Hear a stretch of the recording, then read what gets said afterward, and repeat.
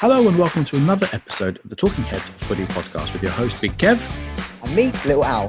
Now this is part 2 of our How I Fell in Love with Sports series, and today we have an amazing interview lined up with Dwain Chambers. But first, we have something been sent in by a friend of the show, Chris Jaggs. Let's have a listen. Hello to the Talking Heads Footy podcast. You know what, this is a great idea for a feature. How do people fall in love with the game? Well, now before I begin, Alex. Van der Sar instead of Schmeichel? Really? Come on, son.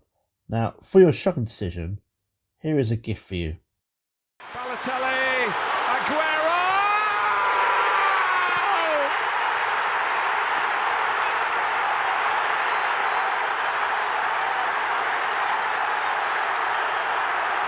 I swear you'll never see anything like this ever again! Right, remember Alex, as Martin Tyler said, watch it and drink it in. Right, so how did I fall in love with a beautiful game? Playing football when I was younger, every break time and lunchtime at school, Arsenal versus Tottenham, as these were the only teams you supported in North London. Well, until the mysterious Man United fans started appearing, although they'd never been anywhere near Manchester. But does that matter? I guess not. The decent football games started coming through on the console, FIFA, Championship Manager, Sensible Soccer. You could feed your football fix even when you're at home. The thing I love most about the beautiful game is that anyone can play it. Doesn't matter if you're scrawny and 5'2", or if you're 6'7", have biceps the size of my head. You could even have a couple of people who speak a completely different language, but you could still get a game started and play. You don't need proper equipment. You can play on the beach with a volleyball. You play in the street. Avoid the traffic, kids, and be safe. You can play barefoot. Ouch. And you can have goalposts as 2 backpacks like you used to play in the park. You can play on your own just by juggling the ball. Doesn't really matter. It's easily the world's sport, despite how big American football is in America and they don't class soccer as that important. Anyway, sports changes us as humans. They can break down barriers of language, race, creed and colour. We can all enjoy football together, regardless of what separates us as people. The passion, the emotion, the highs and lows you can experience with football, that's what puts it on a different level, and another reason why I fell in love with a beautiful game. Okay, bro. First and foremost, Chris Jaggs. What a frigging legend. I love it when he comes onto the show. I'm really torn because that was a really lovely piece. But what a bastard! I knew it. Ken basically said, "I'm not gonna play you the Chris Jaggs clip because he's got a little surprise for you." I knew you deep down there were going to be a frigging Aguero. I hate Aguero. But everything else he said was absolutely beautiful and actually really resonated with me. And I know I'm probably going to ramble on a little bit, but this whole series that we've been doing together has been really, really special. And I just feel like I'm reigniting my love of obviously football is my main sport, but just sports generally speaking, and how people connect with it in different levels and the impact it has, as Chris said, regardless of whatever colour, race or creed you are, and whether you've got all the money under the sun and you're playing with the most expensive equipment, or you're just playing down the park with your mates for jumpers for goalposts. It's so true. Yeah, 100%. And thanks again, Chris, for sending that in. I've been sitting on that for a couple of weeks now, waiting to play it to Alex. So that was great. And I'm going to send you a video, Chris, of Alex's face whilst he was watching it, because I have it on camera now. But yeah, no, it's one of those things where, like Chris said, it doesn't matter what colour you are, what language you speak. If you have a football and some goalposts, you can get a game started. I remember I visited Austria when I was about 11, 12 years old. And there was a group of kids from my school, and we'd gone to a trip to Austria. And we were taking a walk around the local village. And some Austrian kids who didn't speak a word of English, and we could barely speak German or Austrian. We were just, ja, das ist gut type sort of thing.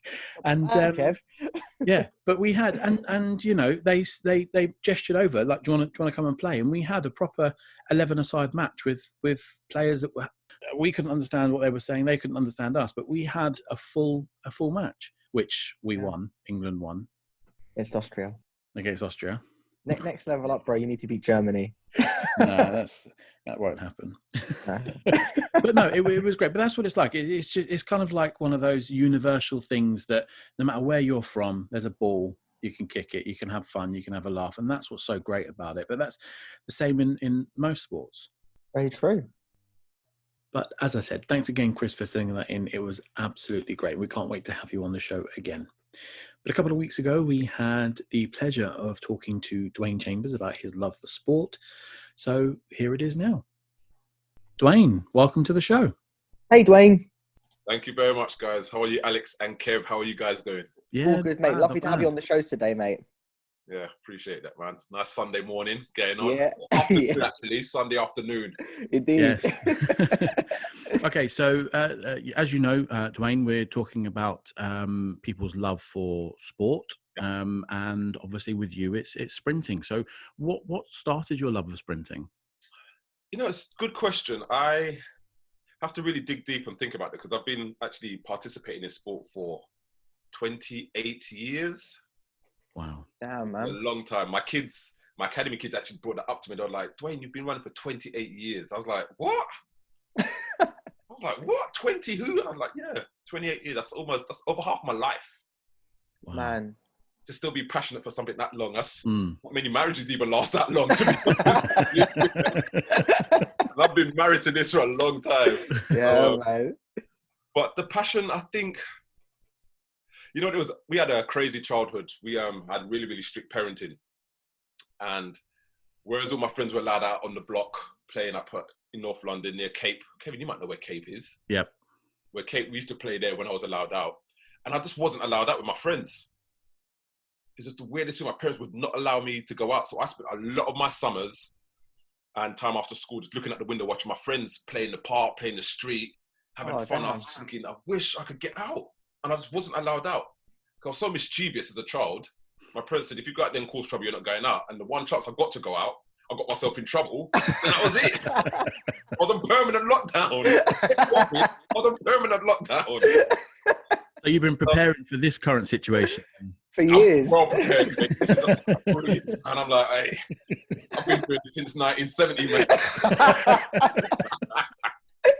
So for me, I was just spent a lot of time watching my friends play and wishing I could do it. So that's where I think that flame, the passion kind of stemmed from. Wanted to be like them and had that freedom to go outside and just let loose. And I think that's where it started. Sweet. I mean, in terms of your sprinting career, what was your earliest memory of that? Was it a particular race? Was it obviously taking part in the Olympics, like watching the Olympics? What's your earliest memory of it? Earliest memory, if I'm honest with you, in terms of what really flared my passion for sport was watching the 1996 Olympic Games in Atlanta and Michael Johnson breaking the world record in 200 meters. I remember sitting at home in my cousin's flat. I think I was about 18 or 19 then because I just left home. I'd had enough. I just left home. And I remember sitting in these 14th floor high-rise flat. Not that it was plush. It was just a flat in Infinity Park opposite Michael Sobel. And I just remember watching the Olympics and I was like, let's watch it. I was still participating in athletics then, but I never really thought I could do this. I just sat there. The Olympics was on. Let me watch it. And I remember seeing Michael Johnson. I think we had the gold spikes on. Nice. And I just remember hearing the crowd and the atmosphere around him. Everybody's attention was just glued on this one individual. And I remember seeing his pumped up physique and I'm seeing him blow around the bend and come home in a world record with his unique upright posture. And I thought, I wouldn't mind being like that. That was kind of cool. I liked the atmosphere, I liked the celebration, the way he celebrated when he won the race. All of that done it for me. And I thought, oh, I like that. But lo and behold, winning is one thing, the training is another. And that part I wasn't prepared for. Who would you say was your sprinting idol growing up? This is the flip. I'm going to say it was Linford, but there's a story behind this. So when I was growing up, we had limited access to television. We had one TV in the kitchen. And it was typically filled with watching cricket for my stepdad or watching John Wayne. That's all we had to watch, you know. And Happy Days with the Fonzie. So I'm going way back. Oh, man. Happy Days. Yeah, Happy Days with Fonzie. House on the Prairie, that type of stuff, right? So whenever sport was on, it typically was either cricket. And there was one time we was watching tennis. And there was a guy called Boris Becker on TV. Oh, yeah. And I remember watching him, and again, individual sport, I remember seeing him diving all over the place, running for every single ball. And a matter of weeks or months after that, it was my birthday, and I was given a small bag, a spike bag, and a trump card with Boris Becker on it. And I thought, okay, I saw this guy on TV, and now I've been given his trump card, and I put the two together, and he became my idol. So I continued watching him for a while, watching him, and then I couldn't get access to a tennis racket or a tennis club. So that kind of went out the window, but I kept these two pieces that were quite symbolic to me. Then something happened, quite a period of time went by, and I remember seeing Linford Christie on the telly. And I think it may have been the first time I'd actually seen a black athlete on the television at that time. And I thought, oh, he's kind of cool, big muscles, he's winning, his name constantly getting called. I would see his name in the paper. So then I attached myself to him. And then it became apparent over years down the line, I saw him on more and more television programs and adverts and got to see him compete. And fast forward, and he became my manager. So having him as an idol took me further and further up my ladder to success. What was it like meeting your idol? I was about to say that, actually, yeah. That was the coolest thing ever. To see him on TV, to watch him competing, to see him on adverts, to see him on papers, to then seeing him at Alexander Stadium competing, and then just looking at him thinking, oh my God, this person's actually real. I've not only seen him on the TV, but now I'm seeing him in person. And I was just like a little kid quivering. And then I wanted to idolize, and I always spoke about being like Linford. And then it came to the stage where 96, 97, he started to decline and I started to increase. And they labeled me the next Linford. And I took it. And then 2 or 3 years later, he became a manager, and I went to his house and I was like, this is the coolest thing ever. And that was it. I was smitten. And to have him idolize and mentor me, that was it. That was a dream come true. It was almost like a dad that I didn't have. Yes, I had my dad there, and I had a stepfather, but someone who I could talk to about athletics was a dream come true. It was the best thing for me. Before we move on to the next question, my son Connor, who wants to be a sprinter, he has been tasked over this sort of period off of school to write or do a project around someone that he idolizes. And it could be anyone. It could be someone from his private life, personal life. It could be on TV and whatever. And rather than choosing his dad, he chose Dwain Chambers. Sorry, Kev, I'm not trying to fill your shoes here, mate. Mate, you've not only filled them, you've taken his shoes, mate. They're gone with them. My shoes are off. Exactly, at the door. And I can't catch you, mate. I'm sorry.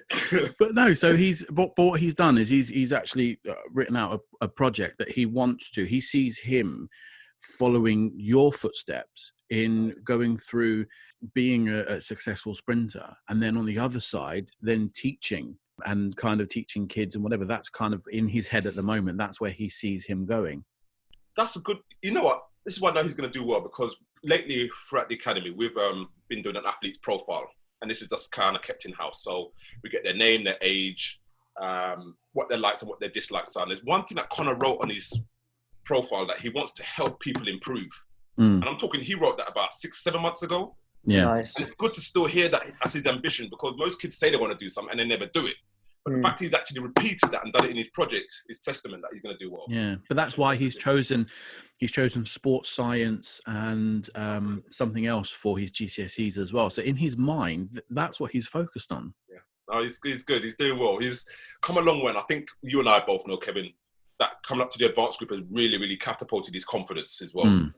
Because in my academy, we have that tiered group. We have the development and we had the advanced. Yeah. See, while Connor was in the development group, he was getting distracted all over the place. And I kept on saying every week, Connor, you should be in this group, but you're not showing me that you want to be there.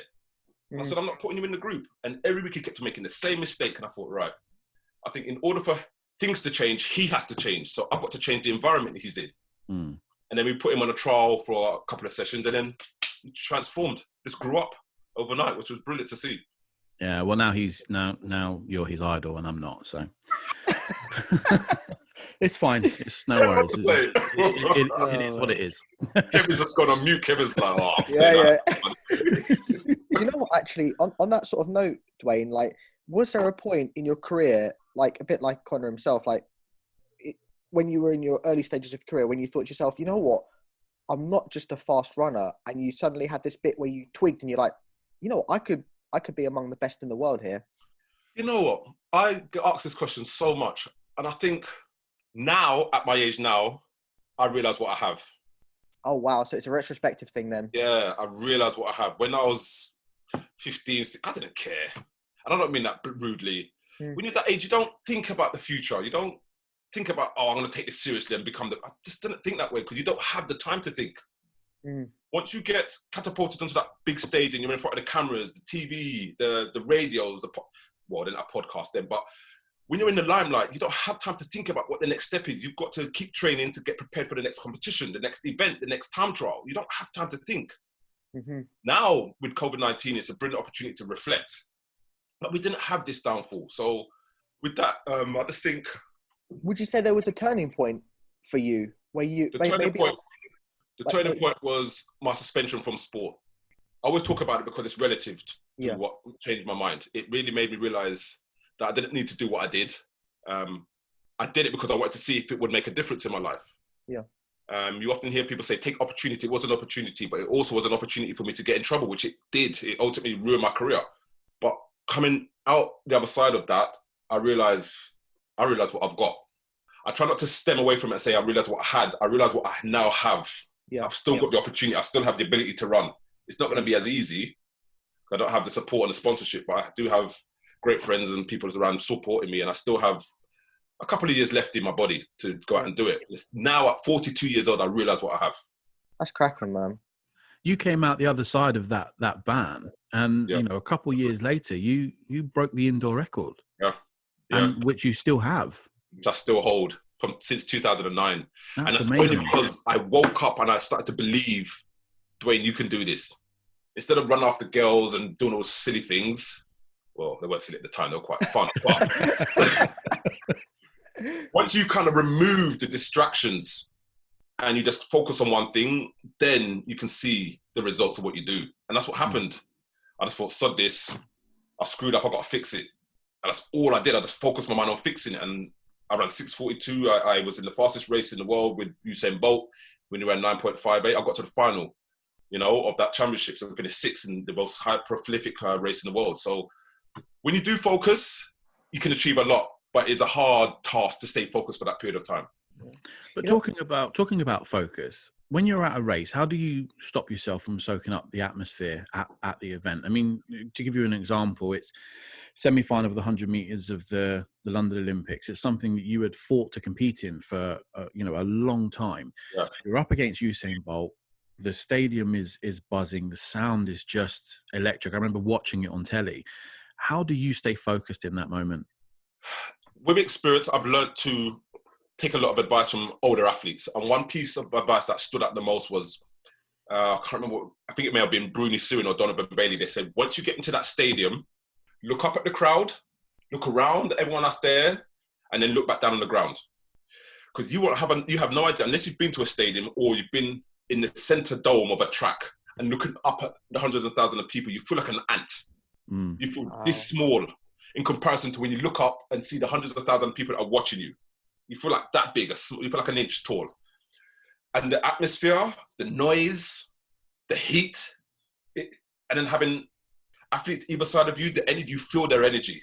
It is the weirdest thing. You feel their presence. You can feel the pressure of people supporting you. You can hear your name being called. All these things fall on top of you. You can feel the weight of it. And when first time going out there, you're going to feel all of that and you're going to crumble. Everyone does. There's no getting out of it. You're going to hear what people have said, don't do this, and you're going to do exactly what they told you not to do. You're going to look up, you're going to get soaked in, you're going to be like, I can't handle this, and then you're going to crack. Everyone does. But over time and experience and getting used to it, you learn, okay, the crowd's there, my family's there, the commentators are there, I've got 100 meters to run. That is it. And you learn to start eliminating all the unnecessary things to focus on. But when you're up against something like Usain, now that's a different kettle of fish, because you're up against the fastest man in the world who can jog faster than my personal best. How the hell do you cope with that pressure and not get distracted? And me, being through the roughs and the toughs, and I learned to just think, okay, I'm here to win. That is it. Do you think there's obviously being in the middle of the dome, you're saying at that moment of time, is there a point in which in your career when you can vibe off of it, almost like a footballer does? Do you soak it in and then turn it into something else to take yourself to another level? So going back to your point, London 2012, when I fought to get there, I wasn't sure if I was going to be accepted by the crowd. My heart was thumping. I was thinking all that year I'd been booed for what I'd done and booed upon response when I stepped on the start line. So when I got there, I thought, if these crowd boo me, that's 100, 200, 300,000 people boo me. I thought, that will kill me. That will absolutely kill me. But I won't falter, but it will kill me. But when I heard the crowd roar, I thought, I got charged. I was in the zone. And that is all I needed. So you can use it. On the flip side, if you look at athletes like Justin Gatlin, who had to deal with it on the reverse side where he was being booed, he used that. Yeah. Some people use animosity in different ways. When I was being pounded on by society and stuff, during my fast times, I used the anger. I used it. So sometimes anger can be the best tool, but you have to know when to use it and when not to use it. You know, not to go on a side note there, but I've recently been watching The Last Dance with Michael Jordan. Yeah. And the thing that staggered me, there was one section in the documentary where they were talking about how he got himself into a game frame. And one guy after a game, he didn't have the best game. He said, "Oh, good game, Michael." Yep. And he used that. He basically created a whole scenario in his mind to fuel this, take himself to the next. It was a game within the game. Yes. And that's it. That's the mentality of a sportsman. You've got to take yourself somewhere. Yeah. And that's what enables us to switch on game time. Because even if you're up against athletes and you have no problem with them, but just by telling yourself, this guy dissed me, or he said something bad about me, and that's how the greats are able to step up. You've got to find that trigger. You've got to find something to trigger you, whether it makes you angry or makes you excited. Bolt does his positions and he draws from the crowd. Yeah. That's what he soaks on. You've got people like Gatlin who use the booing of the crowd to fuel him.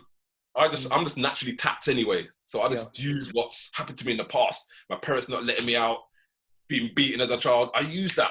You know, you've got to find things that trigger you and get you to perform. You just got to remember to smile at the end. Yeah.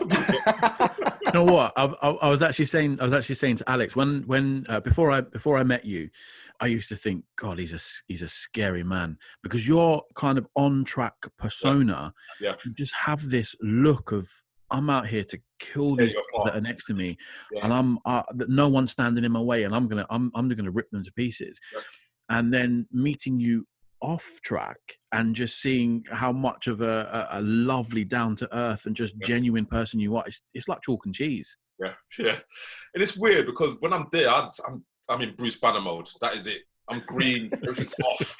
And then once I calm down, I'm just normal, you know. But obviously, when you're in that environment, you've got to strut your stuff. You have to get back in the zone. You've got to perform. You're not there to take prisoners. Well, no, actually, I'm there to take prisoners, but I'm not Mr. Nice Guy then. You know, I'm Dr. Jekyll and Mr. Hyde. You see it in all sportsmen. Yeah. Game time, you switch on. When it's chill time, you switch back down again. Yeah. Do you know what? Just out of interest, I mean, I know that obviously sprinting's massive, like athletics is a massive part of your life. What is that feeling when you finally got to put on a Team GB uniform and go and do what you've been training for, actually out in front of a crowd? What's that feeling like? That feeling is, unless you've dreamt about it, it's a great buzz. But I never saw myself competing for GB. I just didn't see myself that far ahead. I just didn't see it. I think for me, the fact that I was now competing and running all over the place, all over Europe, was just like, wow, I've just come from a bedroom where I had to watch people compete and train and run up and down to now competing for my country. And I think what really hit home is when I started to be the face of British sport. That's when it kind of hit home for me. That's when I kind of slowly started to take this thing a little bit more seriously, because I was being put on the magazines, I was being asked to be team captain, and that's when it gave me a little bit more sense of pride. That not only am I British, not only am I black, but also I'm a good sprinter, and they see me as a captain and a role model. So that's when slowly I started to switch my mentality onto taking this thing a little bit more seriously and being careful about what I say and what I do, because people are watching me. You know, so not only are you an athlete who goes out and perform, you have a responsibility to set the right example. And it slowly started to wind in my head. This is what I'm here to do. Yeah. But as far as putting the vest on, yes, it feels good. I like them a little bit snug because I like the pecs coming out. So I like my best to be fitted. If it's not right. It's not representing Great Britain properly. So it's got to be snug. Feel you at that. Oh man. Oh, God. But talking about how you felt, how worried are you about the effects of COVID on the next generation of sprinters, and what impact this furlough and this lockdown is going to have on their progress and potentially them moving on to Team GB? It's difficult. It is difficult for everyone, not just athletes. But from an athlete's point of view, we train year in, year out, week in, week out, day in, day out for one particular championships, whether it's Olympics, Commonwealth, European, or World Championships. So to have that removed takes us out of our comfort zone. And we are not used to life in society without sport. Now, sport's been removed from us. A lot of us get lost because it's our daily life. I am a dad and a husband now and slowly moving towards a businessman, but I'm still an athlete in my mind. And even I struggle not to get out and get my freedom to lift a bit of weights or run on the track, feel exhausted, pull myself back up and keep on going. So to have that removed from me has left me a little bit naked as such. So I'm feeling it as an experienced athlete. These younger ones are going to definitely struggle. However, I choose to use my words carefully, but I want to say if we get through, when we get through this, it's going to teach them how to become a little bit more resourceful and cope with life when things have been removed. Yeah. You know, we've all lost our luxuries. We can't go out. We can't do what we like. So we've all had to deal with this and suffer. But it showed that we can cope when things have been removed from us. Would you go as far as saying, and maybe this sounds a bit harsh, and obviously I don't train children to become athletes, but do you think that the kids that will go on to maybe great things will be able to use this time effectively? Do you reckon it will cut the chalk from the cheese? I think so. There's going to be a lot that are going to come away from this and not want to compete again from a mental point of view, because it is challenging us mentally as well. Mental health, I never really understood it, but this time off has really challenged my mental health. And I'm one of the strongest out there that can cope with pressure. But even I have my days, I'm like, I don't feel good about this. Yeah. Too much alone time. It almost is. It's too much. And unless you're getting a little hour of exercise, then you are going to notice it. So for youngsters who have never experienced anything like this before, it's going to be challenging for them. So I think podcasts like this, social media talking is a great vehicle for people just to let off steam and listen to other people talk about the struggles that they're experiencing. Perfect. Yeah. You know what, actually, I want to rewind slightly. Like, obviously, you're part of an elite group of athletes that have actually done sub 10. Yeah. I mean, that's a massive deal for a sprinter.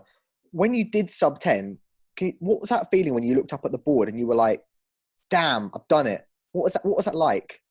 I wish you could see this on camera, you guys. You could smile from it all. You can't put that smile into words. Well, it happened in 1999. And it was in a small Grand Prix against Bruni Surin. So it was the same year as the World Championships, 1999, where I actually went on to get a bronze medal. So in that race, I believe I finished second or third, maybe even fourth, against some really high-profile athletes. And first thought was like, oh my God, I've beaten him and I've beaten him. And I came second to Bruni, whoever it was, can't remember the order. So that was my first thought. And I thought, wow, I'm really getting up there and beating some proper guys. Then when I saw the clock, I was like, and I've run under 10 seconds. So that to me was just like, mate, the first taste of ice cream, it was just a buzz. I was just like, wow, what is this? You want more of it. It becomes an addiction. You know, to want to run and perform and beat people. And then obviously with running sub 10, there's prize money involved. So you get a little bit more cash in your pockets. So the feel of that turns you into something different, turns you into a different animal. You no longer become an athlete that wants to just perform. You want the money, you want the fame. I'm not saying all of us are like that. I'm just saying what was injected in me, what gave me the buzz, what made me want to go on further, to beat people, to compete, and put on that tracksuit and go out there and represent. And when I did break 10, I just can remember I was so excited, and it put me on the pedestal as the next best thing in Great Britain. So when Linford had retired from sport, I was now the face, and I had the time to back it up. Yeah. And at that time I had the physique as well. So I was like, yeah, I'm ready for this. So, so that in itself was a real buzz. And then I went on to the World Championships that same year and then ran under 10 seconds again. So it firmly established myself as one of the best. Wow. I mean, if you could try and sum up, in a few sentences, if you can, what does sprinting mean to you? You know what? I go to bed thinking about sprinting, and I wake up thinking about sprinting. I go to bed thinking about sport, waking up thinking about sport more than my children, more than my wife. She will tell you.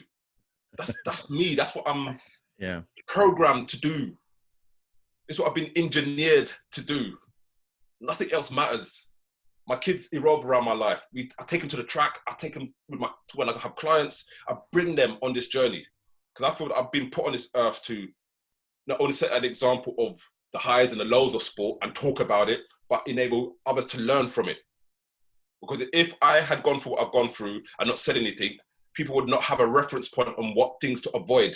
So I feel that I have a duty to talk about what I've done, show that you can come back from mistakes.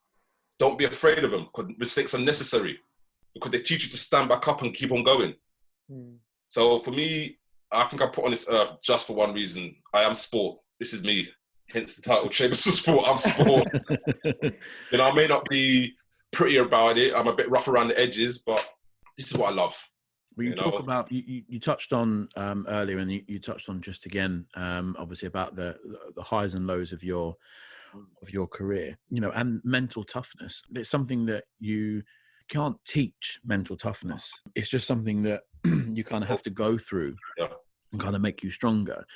And to me, what you've gone through makes you probably one of the most mentally tough people that I think I've ever met. But how important is it for you to kind of pass on your knowledge and experience about the positives and about the lows onto your next generation of your athletes?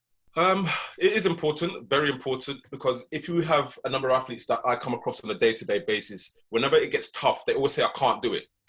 If I said I can't do this anymore, I would not be sitting in front of you guys today. Sure. I wouldn't. I don't know where I would be. If I kept on saying I can't do this anymore, which at first I did. I said a hell of a lot I can't, but I didn't like the feeling that was attached to the word I can't. I didn't like it. It took my energy away because it stopped me.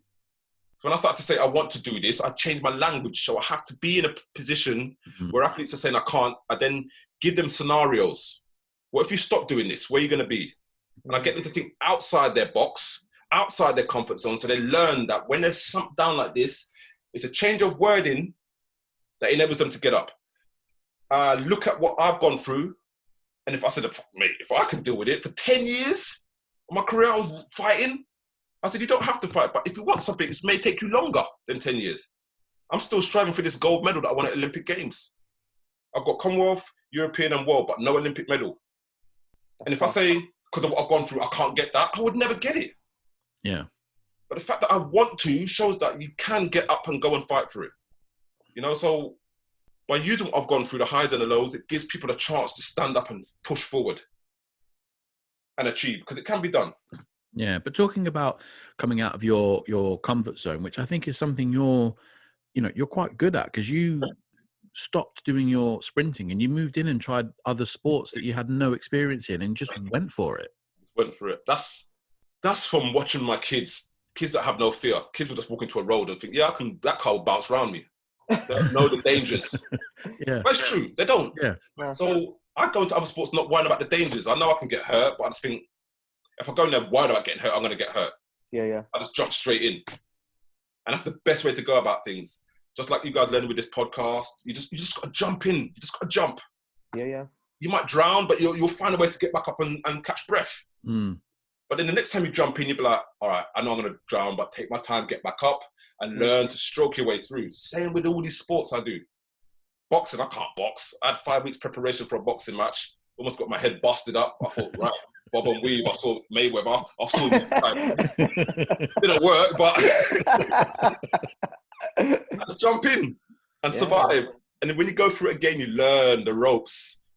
But you've got to jump into the fire, mate. Well, one thing I want to talk about is kind of what you're doing with your club whilst we're on lockdown, and what plans do you have for the future with it? Right. So at the moment, I run an online classes now, because obviously with the lockdown in effect, we are not able to do any close contact. So I've been forced to move myself online. Now, with that, it was a scary world for me, because I was thinking about doing stuff online, but leading up to the Olympic Games, which was meant to happen later on this year. So I was going to coincide. But with lockdown, it forced me to start my online presence early. So I'm learning about how to program stuff, get people's a downloaded program. And I'm actually doing classes with my academy athletes 3 times a week for an hour. So it's taught me a lot because I'm having to think about new sessions. How are these going to work for athletes? So at a low level and a high level. And it's taught me how to think outside the books. I've had to read a hell of a lot more, do more research. And I think it's good that this has happened because it's taught me to come out of my comfort zone again. Yeah. I'm not one for reading. I just think because of what my experience has taught me, I've gone through a lot.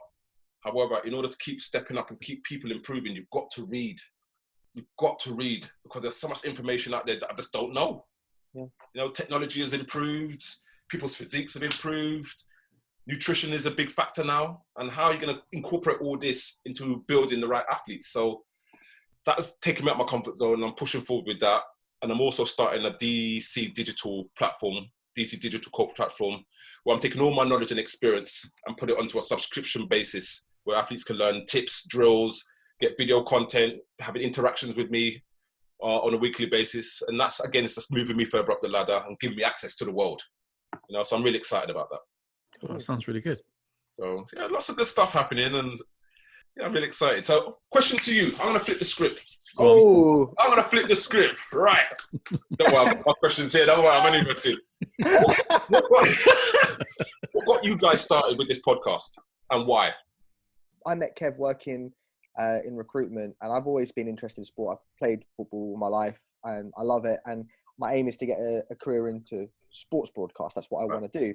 And I saw these people doing it and I just thought, you know what? Why don't I do this? Like, we're in an age now where we can make things next to nothing for free. We got platforms for free. Yeah. And Kev, obviously being a passionate football fan, even if he is an Arsenal fan, he straight away, we got chatting over a coffee over probably near your local Beam in Crouch End. Yeah. And Kev was the go-getter. Kev was like, let's just do it. Yeah. And that's what got me into it, at least. Kev, you probably got maybe a slightly different side story to that one. Yeah, it was, you know, it's something again that I've been thinking of doing for a while and just trying to put some content out there. You know, I do lots of things with graphic design and you know, digital work. And I just thought to myself, you know what? I'd like to be able to just sit there and just chat about things and put it out. And when, you know, I met Alex and we kind of just, you know, started talking about football. We could sit and talk about football for hours, not do any work, just sit and talk about football. You know, we'd discuss the weekend games, and the topic came up about it. And we were having a coffee one evening in the coffee shop, and I just sat there and just thought, let's just do it. Let's just do it. Let's just stop talking about it. Do it. And let's just do it. So we did. We got hold of a microphone and we just put some content out. Awesome. You know, I'm a strong believer.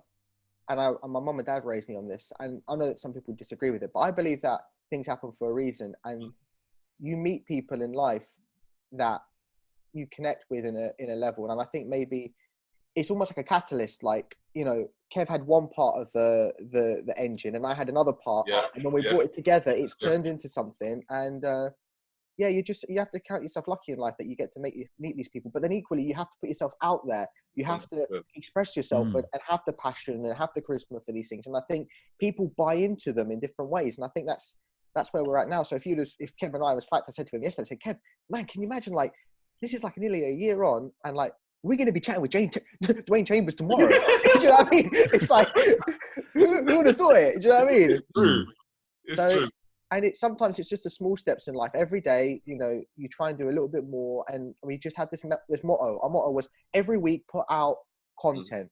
Mm-hmm. And even during lockdown, although it's taken a bit of a sidestep, obviously trying to find a new way to do it, like yourself, like adapting our format from doing it in my living room with my girlfriend, nice enough, like being able to pop out for an hour. And then we're like, right, let's just do it on Zoom. How are we going to problem solve this? Because life is basically, in my opinion, life is problem solving. And if you learn how to problem solve effectively and then learn from the mistakes, as well as picking up on when things are going right, that coming together is what pushes things forwards.